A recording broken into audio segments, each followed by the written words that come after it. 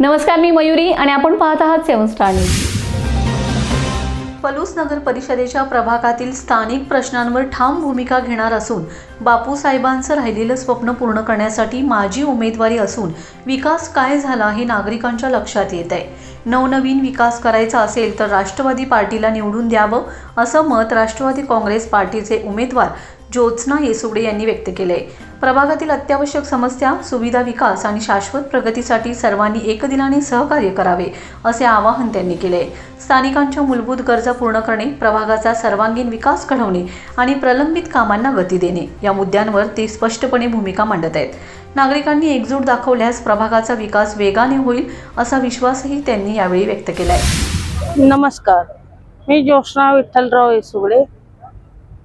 मी राष्ट्रवादी महायुतीकडून नगराध्यक्ष पदासाठी उमेदवार आहे।